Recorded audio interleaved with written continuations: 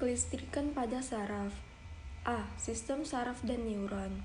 Sistem saraf dibagi dalam dua bagian, yaitu yang pertama sistem saraf pusat, terdiri dari otak, medula spinalis, dan saraf parifer.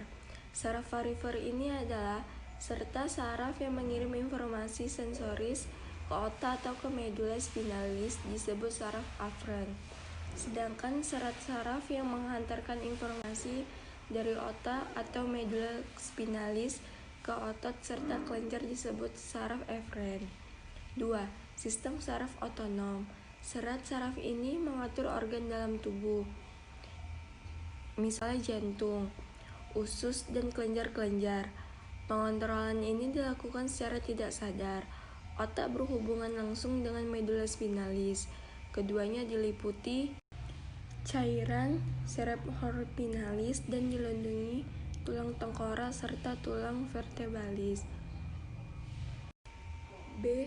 Konsentrasi ion dalam dan luar sel.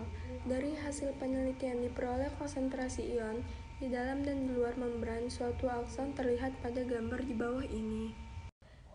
C. Kelistrikan saraf. Telah diketahui bahwa sel mempunyai lapisan yang disebut membran sel. Di dalam sel ini terdapat ion Na, K, Cl, dan protein A. Sel mempunyai kemampuan memindahkan ion dari satu sisi ke sisi yang lain. Kemampuan sel ini disebut aktivitas kelistrikan sel. Pada keadaan demikian, potensial di dalam sel relatif negatif dibandingkan dengan potensial di luar sel. Dalam keadaan demikian, disebut potensial membran negatif. Jika konsentrasi ion Na positif terdapat banyak di dalam sel daripada di luar sel, perbedaan potensial listrik dalam sel lebih positif daripada di luar sel. Keadaan ini disebut potensial membran positif. Suatu saraf atau neuron membran otot-otot pada keadaan istirahat, tidak adanya proses konduksi impuls listrik. Konsentrasi ion Na positif lebih banyak di luar sel daripada di dalam sel. Di dalam sel akan lebih negatif dibandingkan dengan di luar sel. Apabila potensial diukur dengan galvanometer akan mencapai min 90 meter volt.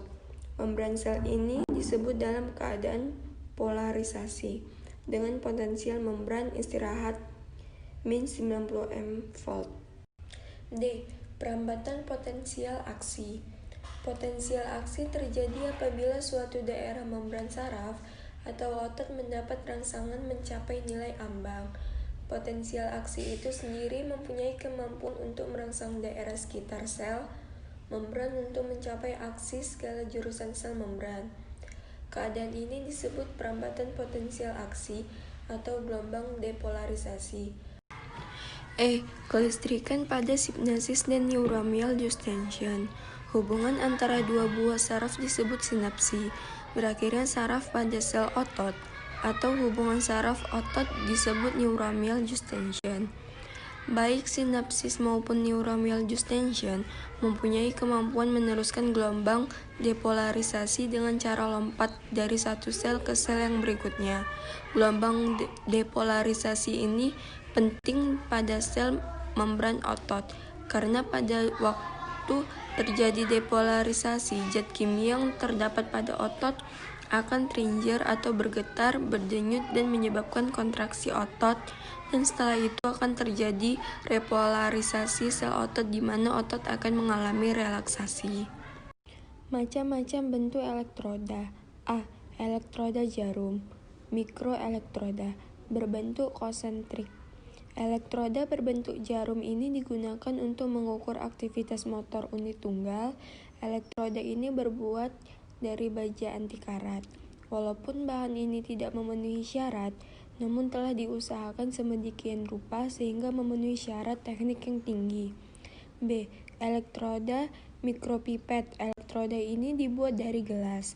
Cara pembuatannya ialah pipa gelas dipanaskan, kemudian ditarik cepat-cepat, dan kemudian ujung gelas tersebut dipotong.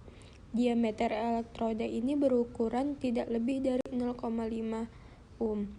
di dalam pipa diisi larutan elektrolit sehingga diperoleh kontak penyaluran yang baik dengan kawat perak sehingga dapat dipergunakan untuk menyalurkan potensial ke dalam sebuah sel. Elektroda sesungguhnya terdiri dari larutan elektrolit yang berada di ujung kapiler. Tahanan elektroda sebesar 10 meter atau lebih tinggi. Kegunaan elektroda ini untuk mengukur potensial listrik dekat atau di dalam sebuah sel.